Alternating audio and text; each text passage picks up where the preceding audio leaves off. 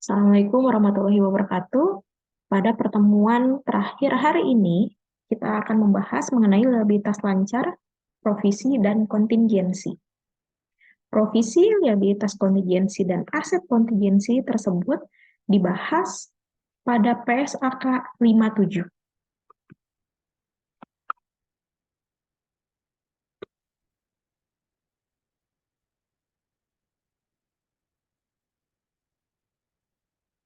Pertama, kita akan membahas mengenai liabilitas. Liabilitas ini ada 3 karakteristik penting kewajiban masa kini atau sekarang, timbul dari peristiwa masa lalu, dan menyebabkan arus keluar sumber daya. Untuk arus keluar sumber daya, ini kita akan membayar seperti uang, barang, ataupun jasa. Konsep liabilitas atau hutang ini sepertinya sudah kalian mengerti ya. Jadi timbul dari peristiwa masa lalu dan akan menjadi kewajiban atau hutang di masa kini. Dan nanti akan dibayar di masa yang akan datang. Liabilitas lancar dilaporkan jika satu dari kondisi, ada 2 di sini, terpenuhi. Liabilitas lancar biasanya akan selesai dalam siklus normal, siklus operasi normal, atau diperkirakan selesai dalam 12 bulan setelah tanggal pelaporan. Untuk di Indonesia, siklus operasi normal biasanya adalah 12 bulan atau 1 tahun. Jika lebih dari 12 bulan atau 1 tahun, atau siklus operasi normal, maka akan dikategorikan liabilitas jangka panjang. Lalu untuk liabilitas jangka panjang, apakah bisa menjadi liabilitas lancar? Tentu bisa. Contohnya, jika utang bank, misalnya 5 tahun, utang bank tersebut akan bergeser dari liabilitas jangka panjang menjadi liabilitas lancar pada saat pembayarannya tinggal 1 tahun kurang. Jadi pergeseran liabilitas jangka panjang ke liabilitas lancar ini bisa, tapi melihat dari waktu penyelesaiannya. Ini jenis-jenis liabilitas lancar, ada utang usaha, wesel bayar, dan lain-lain. Untuk utang usaha, ini sudah kalian pelajari, tentunya ada jeda waktu antara penerimaan jasa atau akuisisi hak aset atau pembayaran untuk utang tersebut. Kemudian ada juga termin atau persyaratan penjualan. Biasanya ini akan menyatakan periode kreditnya. Tapi bisa 30 hari atau 60 hari atau jangka waktunya bisa 90 hari dan seterusnya. Bagaimana manajemen tersebut memberikan tempo kredit ke customer-nya. Lalu ada juga wesel bayar, janji tertulis untuk membayar sejumlah uang tertentu pada tanggal yang telah ditetapkan di masa mendatang. Biasanya, wesel ini bisa diklasifikasikan menjadi liabilitas jangka pendek ataupun jangka panjang. Bisa wesel berbunga ataupun tanpa bunga. Berikut adalah contoh penerbitan wesel berbayar berbunga. Contohnya adalah Castle National Bank meminjam $100.000 pada 1 Maret 2011 ke Landscape Corporation. Jika Landscape menandatangani wesel bayar dengan nilai pokok $100.000, bunganya 6%, jangka waktu 4 bulan, Landscape akan mencatat kas yang diterima pada tanggal 1 Maret sebagai berikut. Tentunya Landscape ini akan menerima kas. Kemudian wesel bayar. Namun untuk bunga akan dihitung nanti. Kemudian bunga yang muncul ini 6%, tentunya bukan untuk 4 bulan, tapi 6% ini biasanya adalah per tahun. Kemudian, jika Landscape menyusun laporan keuangan secara semesteran, kemudian perusahaan membuat jurnal penyesuaian untuk mengakui beban bunga dan utang bunga pada 30 Juni. Karena penyusunan laporan keuangan secara semesteran, tentunya kita akan harus membuat jurnal penyesuaian. Perhitungan bunganya, 100.000 dolar dikali 6% dikali 4 per 12. Nah, 4 ini dari mana? 4 ini adalah dari jangka waktu yang sudah dilalui. Kita lihat, dari 1 Maret sampai dengan Juni. Maret, April, Mei, dan Juni. Jadi bunga yang diperoleh harusnya adalah 2.000 dolar. Jadi jurnalnya adalah beban bunga pada utang bunga 2.000 dolar. Kemudian pada saat jatuh tempo 1 Juli, Landscape mencatat pembayaran wesel dan bunga akrual sebagai berikut. Tentunya wesel bayarnya habis atau di jurnal di debit, utang bunganya 2.000, ini juga akan dibayar, kemudian kasnya 102.000. Kemudian untuk ilustrasi penerbitan wesel bayar tanpa bunga, 1 Maret Landscape menerbitkan wesel bayar tanpa bunga 102.000 berjangka 4 bulan untuk Castle National Bank. Nilai sekarang dari wesel adalah 100.000 dolar. Landscape mencatat transaksi sebagai berikut. Sebetulnya wesel bayar tanpa bunga ini bukan berarti tanpa bunga ya, tapi ini sudah lebih dari 100.000 menjadi 102.000. Jadi sebetulnya bunganya ini atau kelebihannya ini sudah dihitung dari awal. Kemudian nilai 102.000 ini ditarik nilainya menjadi 100.000 nilai sekarang. Untuk 4 bulan lagi 102.000. Transaksinya adalah kas 100.000, kemudian wesel bayarnya 100.000 karena ini memakai nilai sekarang atau present value. Kemudian ini kita bisa menganalisis liabilitas lancar dengan cara melihat rasionya. Rasio likuiditas terkait liabilitas adalah waktu yang diharapkan untuk berlalu sebelum pembayaran. Bisa ada dua ya teman-teman, bisa rasio lancar, bisa seed pass ratio. Jadi ini mengukur perusahaan pembayaran atas liabilitas tersebut bisa nggak sih untuk membayar kewajiban, bisa nggak sih perusahaan ini membayar kewajiban. Biasanya ini dipakai oleh kreditur-kreditur.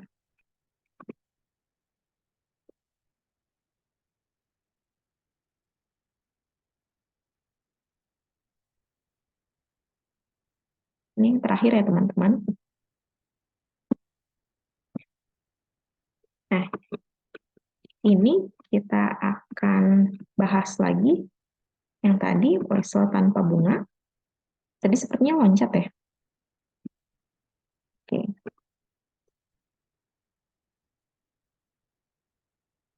Nah, ini untuk yang tadi ya, teman-teman.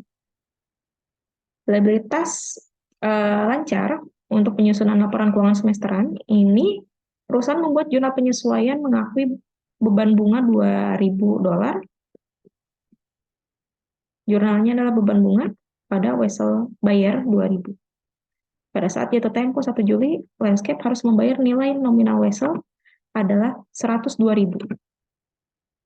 Kasnya 102.000. Jadi sebetulnya wesel tanpa bayar ini bukan berarti wesel tanpa bunga, maksudnya wesel tanpa bunga ini bukan berarti tanpa bunga, tapi ini kelebihannya sudah diperhitungkan gitu karena dampak inflasi seperti itu. Oke. Ini saya skip saja karena untuk jurnalnya ini seperti jurnal biasa.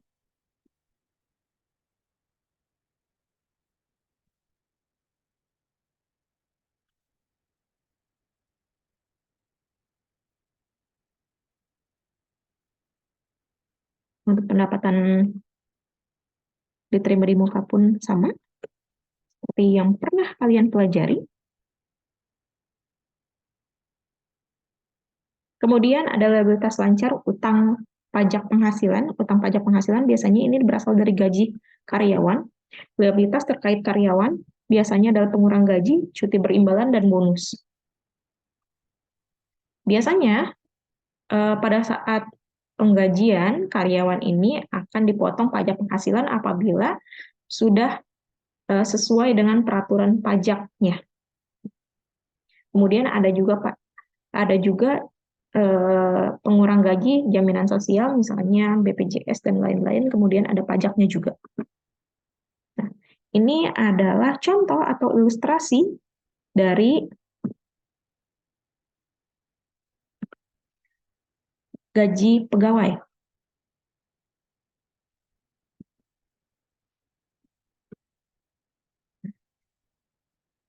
Pada ilustrasi ini, beban upah dan gaji 10.000. Namun, nanti ada utang potongan PPh, utang pajak jaminan sosial, utang iuran serikat kerja. Biasanya kalau di Indonesia, utang iuran serikat kerja ini sepertinya tidak ada, tapi lebih ke pembayaran BPJS Ketenagakerjaan, BPJS Kesehatan, seperti itu. Nah, tapi di jurnal ini masih berbentuk hutang karena perusahaan akan menghitung dulu biasanya, akan menghitung dan mengakui sebagai hutang, kemudian akan dibayar di bulan depannya. Misalnya, upah dan gajinya dibayarkan di tanggal 25, maka nanti di tanggal 25 akan dibuat jurnal seperti ini, kemudian nanti tanggal 1 atau tanggal 2 baru akan diselesaikan pembayaran PPh atau pajak penghasilannya, kemudian pembayaran utang lain-lain seperti BPJS Ketenagakerjaan, BPJS Kesehatan, dan lain-lain.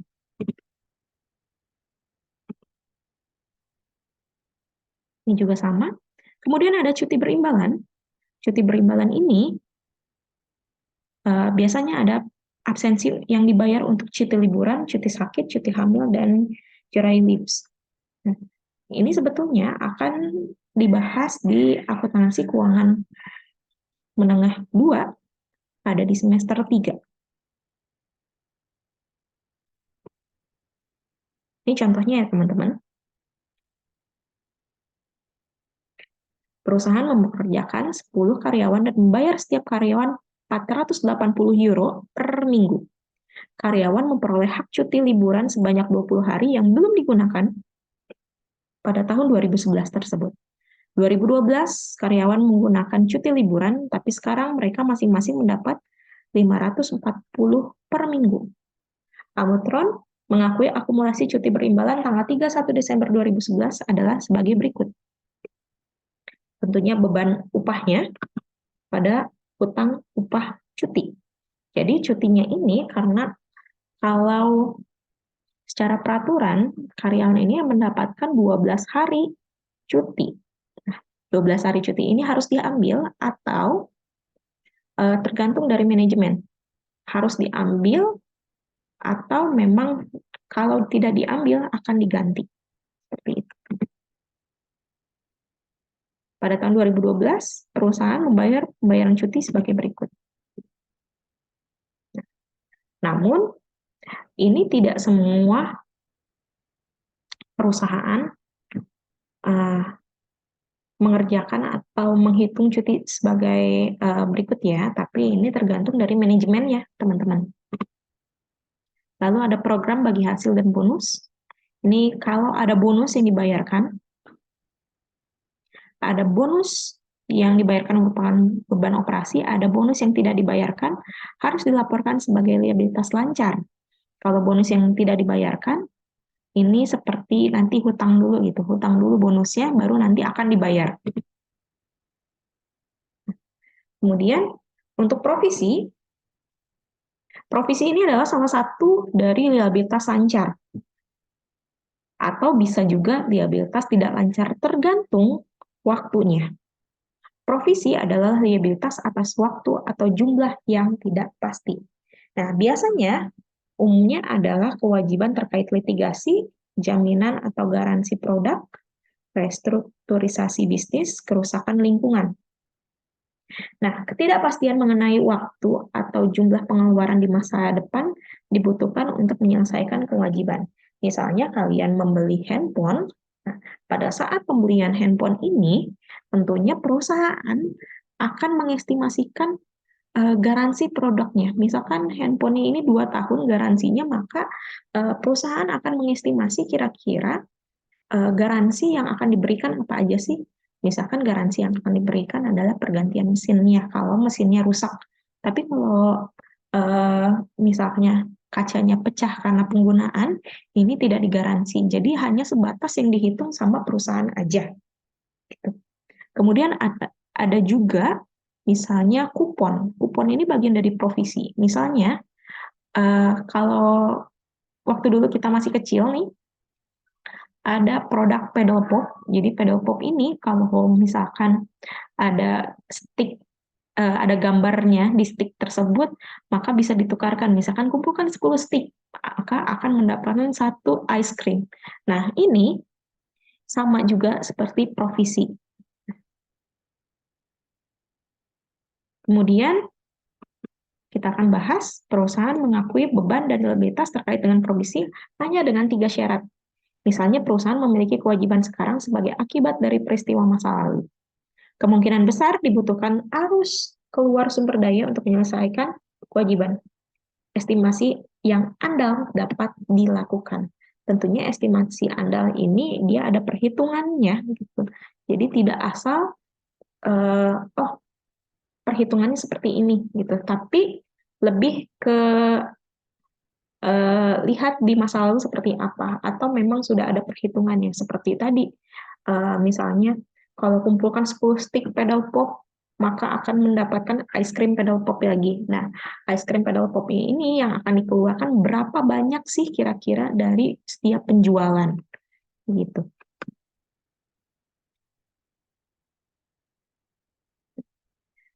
Kemudian ini contoh pengakuannya.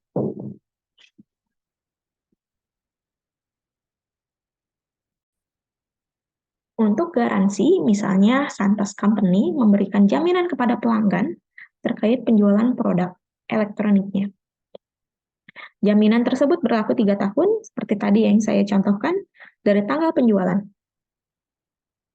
Berdasarkan pengalaman masa lalu, kemungkinan lebih mungkin daripada tidak akan ada beberapa klaim atas garansi tersebut.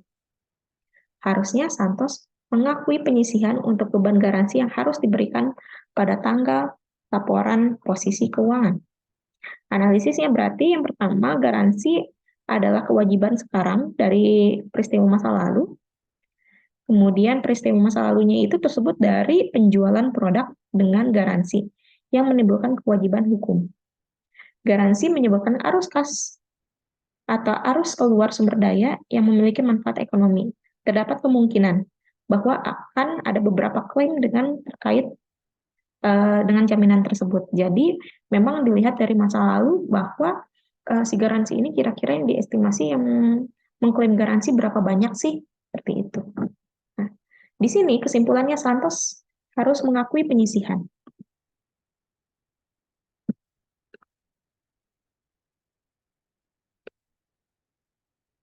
Kemudian ada refund juga. Refund ini adalah pengembalian uang. Jadi tergantung apakah ini harus dikembalikan. Kalau tidak, berarti nanti diklaim atas garansi tersebut. Kemudian ada gugatan. Gugatan ini misalkan penyisihan untuk tuntutan hukum. Tapi untuk tuntutan hukum ini apakah eh, semua harus dicatat? Tentu tidak. Ini dari estimasi bahwa kemungkinan berapa sih yang kita harus bayar atau berapa sih kerugian harus kita bayar dari tuntutan hukum tersebut. Nanti di akhir saya akan berikan berapa persen sih ketika dicatat atau belum dicatat. dari tuntutan hukum tersebut. Biasanya ini disebut dengan kontingensi untuk tuntutan hukum. Jadi ini belum tahu apakah ini sudah akan terjadi nanti gitu. Ini tuntutan hukum ini akan dibayar atau tidak.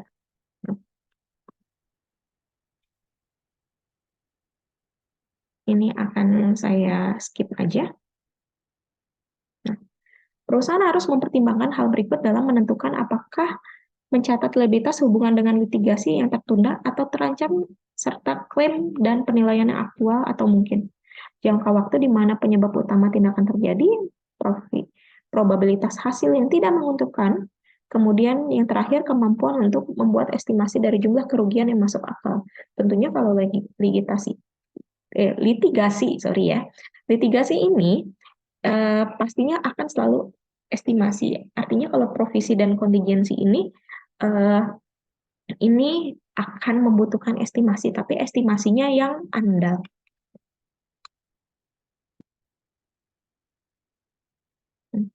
Ini jenis umum provisinya, provisi atau kontingensi ya, lebih ke kontingensi.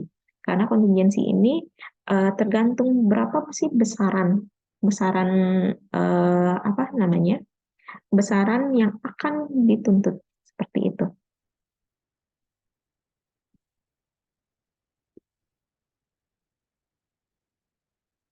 Untuk tuntutan hukum di Desember 2010, jurnal di 31 Desember 2010 asumsinya bahwa kemungkinan besar dikenakan denda 900.000 dolar. Untuk yang B, untuk 31 Desember jika ada asumsi tidak terdapat kemungkinan bertanggung jawab. Nah, ini kita akan membahas yang A dulu. Untuk A, kalau sudah kemungkinan besar, berarti kerugian gugatan 900.000 pada liabilitas gugatan. Jadi ini sudah dibebankan langsung. Tapi kalau untuk B, karena tidak terdapat kemungkinan, berarti tidak ada jurnal yang diperlukan. Kerugian tersebut tidak diakui karena tidak mungkin terjadi. Jadi kalau tidak terjadi, nggak usah di jurnal. Tapi kalau misalkan kemungkinan besar terjadi, maka ini harus di jurnal. Tuh. Tergantung dari kalau tuntutan hukum ini, dari pengacaranya, berapa sih presentasi keberhasilannya atau presentasi kerugiannya. Nah, ini untuk garansi. Untuk latihan garansi sudah ada di laboratorium ya teman-teman. Ada yang berbasis kas, ada yang berbasis akrual. Tapi biasanya metode berbasis akrual yang diterima secara umum teman-teman. Jadi kita akan mengestimasikan di depan, kemudian kalau ada klaim garansi kita akan mencatatnya. Ini jurnalnya teman-teman. Nah, untuk ini, premi dan kupon, untuk premi dan kupon seperti yang tadi ya, yang sudah dijelaskan yang contoh pedal pop tersebut.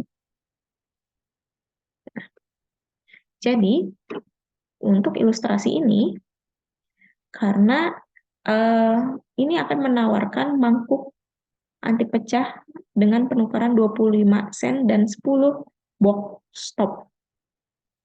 Jadi, setelah ditukar 10 box, tapi nambah juga 25 sen. Bagi Fluffy, ini biaya per unit mangkoknya 75 sen, dan perusahaan mengestimasi bahwa pelanggan akan menembus 60% dari box top tersebut. Penawaran premi dimulai Juni 2011 dan menghasilkan transaksi di bawah ini. Fluffy mencatat pembelian 20.000 mangkok sebagai berikut. Jadi, untuk persediaan mangkok yang akan dibagikan atau yang bukan gratis ya, tapi yang mangkok akan dibagikan kalau ditukar 10 box dan nambah 25 sen, dia akan mendapat satu mangkok. Tapi si Fluffy ini tentunya akan mencatat persediaan mangkok hadiahnya tersebut. Persediaan mangkok premi 15.000 dan kas 15.000 dari 20.000 kali 0,75 atau 75 sen, hasilnya 15.000. Kemudian jurnal untuk mencatat penjualan,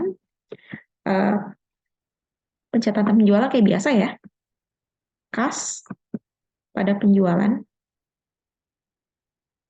jadi 30.000 kotaknya atau box stopnya dikali 0,8, hasilnya 240. Kemudian pada saat penebusan kan 60.000 box stop, atau ini yang benar-benar ditukar gitu. Penerimaan 25 sen per 10 box stop. Pemberian mangkuk adalah sebagai berikut. Tentunya kita dapat kas ya. Kasnya dari mana sih? 25 sen dikali 60.000 box tersebut dibagi 10, karena kan per 10 box stop, jadi 6.000 dikali 0,25, hasilnya 1.500 kas yang kita peroleh. Kemudian ada beban premi, ada persediaan mangkuk.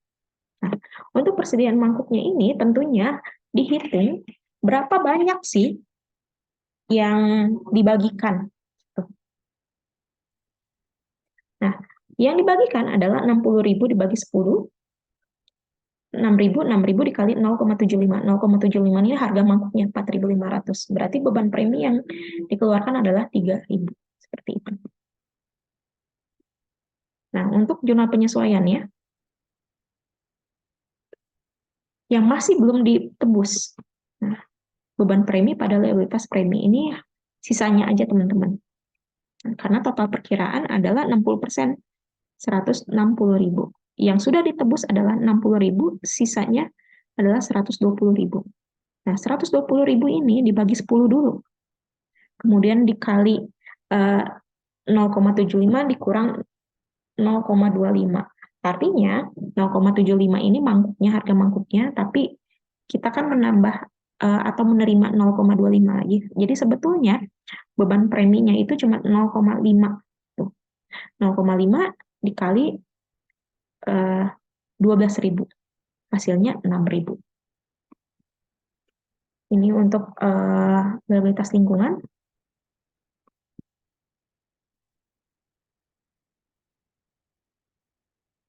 Ini bisa kalian baca karena memang untuk lingkungan ini harus dihitung dulu beban penyusutan si tanah tersebut. Yang terakhir, saya akan informasikan berapa sih yang harus dibayar atau yang harus di jurnal provisi dan kontingensi tersebut.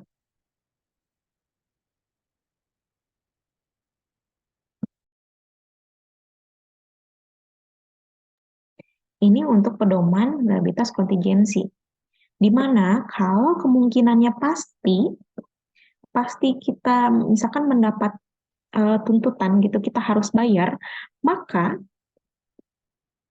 ini harus dilaporkan sebagai kewajiban. Nah, kewajibannya bisa dilaporkan sebagai pengisian atau cadangan ya. Nah, kemungkinannya 90% atau lebih. Nah, kalau mungkin, lebih tidak mungkin atau dibandingkan tidak, 51-89% ini harus juga dilaporkan. Tapi kalau mungkin, tapi tidak pasti 5-50%, maka diperlukan pengungkapan. Diperlukan pengungkapan di mana di CALK. Tapi kalau tidak mungkin, kurang dari 5% ini nggak perlu diungkapkan. Gitu. Kalau misalkan ada tuntutan hukum atau yang lainnya. Tapi kalau tuntutan hukum biasanya dilihat dari kemungkinan dari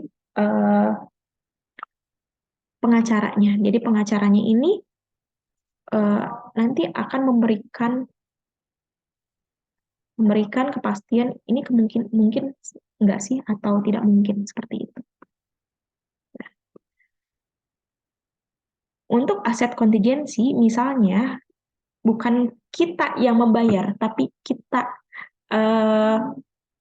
yang menuntut gitu. Kita yang menuntut berarti ada aset, mungkin ada aset yang direbutkan gitu. Atau memang kita akan mendapat kompensasi. Maka ini akan jadi aset kontingensi. Entah itu penerimaan uang atau pengembalian dana atau mungkin aset yang lain, misalkan tanah atau bangunan yang nantinya akan menjadi kita karena kita yang menuntut gitu. Nah, ini tapi aset kontingensi ini tidak diakui dalam laporan posisi keuangan. Akan diakui ketika memang kita sudah menerima uang tersebut. Jadi kalau misalkan kita akan mendapat sesuatu gitu, mendapatkan sesuatu berarti nggak perlu dicatat dulu, tapi diungkapin aja gitu, biasanya diungkapin di CLK. Jadi kalau misalkan sudah pasti ini dari tuntutan hukum kita misalkan mendapatkan pengembalian dana atau dapat hadiah atau dapat uang itu baru dicatat sudah benar-benar. Tapi kalau misalkan uh, untuk aset nih, untuk liabilitas kontingensi ini harus di ini ya catat sesuai dengan pedoman tersebut ya. Tapi kalau aset kontingensi diungkapkan pada saat masuknya manfaat ekonomi lebih mungkin terjadi ketimbang tidak terjadi. Nah, sebetulnya aset kontingensi dan liabilitas kontingensi ini sama-sama sih pedomannya, tapi lebih si aset kontingensi ini nanti aja dulu dicatatnya setelah betul-betul pasti gitu. Nah, ini juga sama nih ya. Ini itu aja teman-teman. Nanti dilihat untuk provisi dan kontingensi ini pasti dilihat berapa persen sih kemungkinannya kayak gitu.